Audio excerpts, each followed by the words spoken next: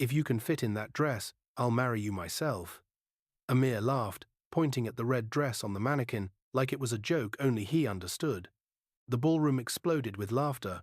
His entourage of perfectly styled women giggled behind manicured hands.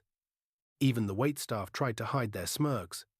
But Rosa stood frozen. Her maid uniform was damp from a spilled drink. Her shoes squeaked with every step. And now every eye was on her, not with admiration, but mockery. She hadn't meant to draw attention. She was just collecting empty champagne flutes when someone bumped into her, accidentally, sending a glass flying. And now, standing in front of a dress worth more than her yearly salary, she had become the evening's entertainment. Her eyes fell to the floor, her cheeks flushed, but in her chest something tightened, not sadness. Something hotter. She cried later, alone in the hotel's laundry room, surrounded by steam and silence. She stared into a cracked mirror and whispered, "I'm going to fit that dress. And not for him, for me." That night became her turning point. Rosa wasn't born into wealth or attention. She was born into a world that only clapped when you served them. Her parents were immigrants. She worked double shifts to send money back home.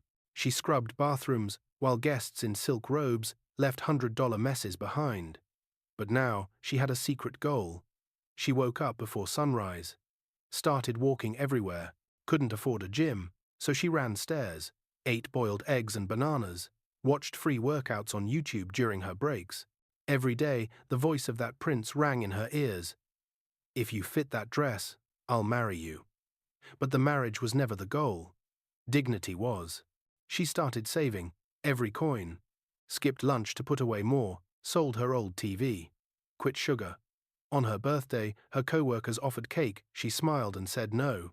"You on a diet?" one asked, laughing. She just nodded. They wouldn't understand. Weeks turned into months. At night, in the silence of her shared apartment, she'd try on a cheap red knockoff of the same dress she had seen in the ballroom. It didn't zip at first. Then it zipped halfway. Then finally one quiet Tuesday night it fit. She stared at her reflection for a long time. Not because of how she looked, but because of how far she had come. 6 months after that humiliating night, Prince Amir returned to the hotel for another gala. Rosa still worked there, still wore the same uniform. But this time, something was different. In her locker hung the dress. Same cut, same fire-red color. Only now, it was hers. The night of the event, she didn't show up for her shift. She walked into the grand ballroom through the main doors, not the service entrance. The chandeliers sparkled, the music swelled. Conversations stopped mid-sentence. And when Amir turned, his smirk froze. The room went silent. Rosa walked with confidence no money could buy. Heads turned. Some of the women who once laughed now stared, speechless. Amir blinked like he didn't believe his eyes. "Rosa?" he said, almost confused. She didn't flinch. She walked right up to the same table he had laughed at her from and gently placed a champagne glass down. "You said you'd marry anyone who could fit this dress," she said quietly. "Well, here I am." The silence was deafening. Every eye watched. Someone dropped a fork. Amir stood, stunned. "You actually did it," he said. "Why?" Rosa looked him in the eyes. "Because I wanted to prove that no one gets to define my worth. Not even a billionaire." Gasps. Then applause scattered at first, then stronger. Even staff clapped.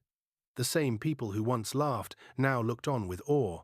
Amir stepped forward, softer now. "Would you like to dance?" Rosa smiled gently. "I didn't come here for you," she said. "I came here for me." She turned, the red dress flowing behind her like a flame. And with each step across that marble floor, she didn't just walk, she rose. Because this wasn't just revenge. It was a rebirth. Never let anyone mock you out of your own story. They can laugh at your present, but they don't control your future. Rosa didn't chase a man. She chased self-respect. And when she found it, the world had no choice but to watch.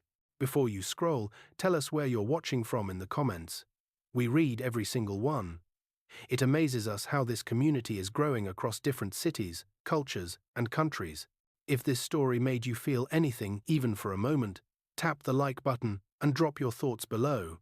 And make sure to subscribe, because the next story might be the one you'll remember forever.